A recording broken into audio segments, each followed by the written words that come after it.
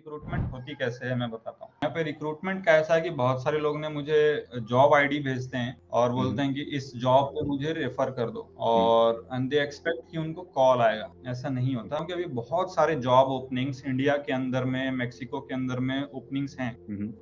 I would choose India. India के जितने भी ओपनिंग्स हैं वो बहुत सारे अभी ओपन हुए हैं। एंड होती कैसे है, आपको अपना सीवी रेफर करवाना है तो आप मेरे को दे दो या फिर और कोई भी जो भी गूगलर्स हैं उनको आप कनेक्ट करके दे दो, वो आपको रिफर कर देंगे। आपको एक मेल आएगी, फोन पे मैसेज भी आएगा शायद और मेल भी आएगी। मेजरली मेल आएगी कि आपको एक इनविटेशन लिंक भेजा गया है, उस इनविटेशन लिंक पे आप जाके 3 जॉब्स पे अप्लाई कर सकते हो एट मोस्ट। ठीक है, मोस्ट, हाँ एट मोस्ट मैं बोल रहा हूँ 3 जॉब्स पे आप अप्लाई कर सकते हो। और आप जाओगे, देखोगे करियर पेज पे, जो करियर पेज आपको दिखता है वही करियर पेज हमें भी दिखता है। There is no difference. Career page पे मेरे फील्ड के रिलेटेड 3 जॉब्स हैं, 3 रेलेवेंट जॉब्स आप उसमें से निकालो, एट मोस्ट 3, और वो उस जॉब्स पे जाके आप अप्लाई कर दो। ठीक है, आपको वो एप्लीकेशन के टाइम पे सीवी वीवी जो भी मांगेगा। बट मुझे जो अगर रेफरल के लिए जो चीजें चाहिए होती है वो 3 चीज चाहिए, एक सीवी, एक ईमेल, एक फोन नंबर। उसके बाद आपको मेल आएगा, उस इन्विटेशन पे आप जॉब अप्लाई करोगे। अप्लाई करने के बाद में, और ये इसका टाइम होता है 1 महीना। इन्विटेशन लिंक एक्सपायर हो जाती है 1 महीने में। बहुत सारे लोग बैठे रहते हैं, नहीं करते। 1 महीना के अंदर आपको ये 3 जॉब अप्लाई करना। उसके बाद यहाँ पे रिव्यू होती है। ठीक है, आपका डायरेक्ट इंटरव्यू नहीं होता, यहाँ वो रिव्यू करते हैं। रिव्यू करने के बाद में if they select they will ask offer you the interview. If they don't select, उनको एक मेल भेज दी जाती है कि हम अभी इस सीवी के साथ आगे नहीं बढ़ सकते हैं बिकॉज ऑफ सम रीजंस। या तो पोस्ट बंद हो गई, या तो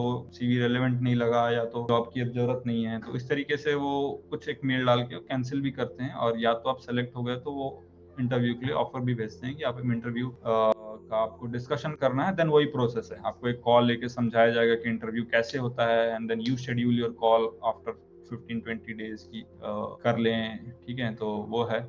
बट वो 15-20 days is a chance, right? So meanwhile आप जब 15 दिन ले रहे हो सीखने के लिए, तब तक कोई और इंटरव्यू दे रहा है। ठीक है, that's a race, that's a pure race. हमें कोई और इंटरव्यू दे रहा है, अगर वो सीट भर गई देन यू लूज दैट। और अगर आप तुरंत कल ही दे दोगे interview, you might not prepare. आपको वो एक चांस लेना पड़ता है कि अब मेरे को प्रिपेयर भी करना है, मुझे जल्दी से जल्दी भी देना है। इसीलिए मैं सबको सजेस्ट करता हूँ डेली 1 घंटा जाके कुछ भी देखने का, क्लीन कोडिंग, कुछ भी जो उठा के। मार्टिन सी की वीडियो है, मैं क्लीन कोडिंग का एक बहुत अच्छा वीडियो है। And the way he taught is a very beautiful way, बहुत अच्छे तरीके से पढ़ाया है। प्लस अभी जितने भी जेन एआई हैं, और उनका नाम मेरे को याद नहीं आ रहा है, रॉबर्ट सी मार्टिन। हाँ, रॉबर्ट सी मार्टिन। आपको क्लीन कोडिंग के वीडियोस देखना, बहुत इंटरेस्टिंग तरीके से पढ़ाते हैं वो। ठीक है, मैं देखा करता था। और अभी जेन एआई, चैट जीपीटी, जेमिनी, इन सब के भी बहुत सारे वीडियोस हैं और बहुत अच्छे अच्छे इंटेलिजेंट लोग ये सब वीडियोस दे रहे हैं आपको बना के। ठीक है, सो वो मेरे को अभी नाम याद नहीं है उनका, लेकिन ही इज वेरी गुड।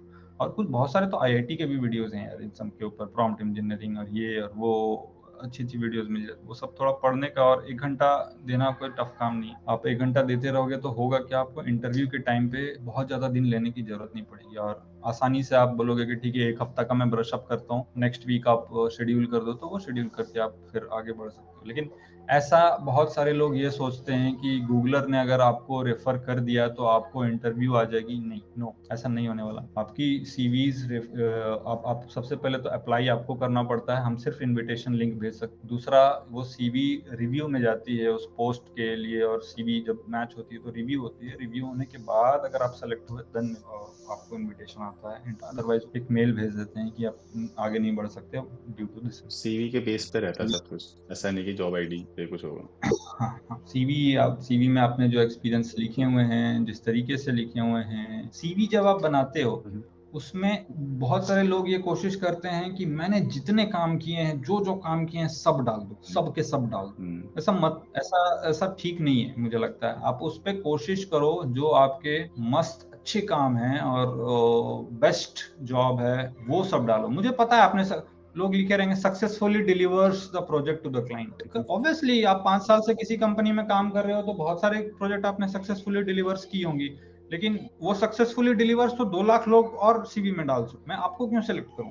आप खुद भी देखोगे, मैं आपको एक कंपनी देता हूँ, XYZ कंपनी में आप काम कर रहे हो, आपके पास 5 लाख सीवी ऐसी आई है जिसमें लिखा हुआ है successfully delivers the project, client get help from that. आप कोई क्यों सेंस नहीं सेलेक्ट है। करोगे यार? मैं हाँ सेंस नहीं, तो उस तरीके का जो लैंग्वेज है वो अवॉइड करना चाहिए। आप इस तरीके का काम लिखो, I did my I learn the CDC, I implemented this job, मुझे ये इम्प्लीमेंटेशन करने को मिला, मैंने आई लर्न दिस, मैंने ये ट्रेनिंग की है, इस कंपनी पे मैंने इस तरीके का काम किया है।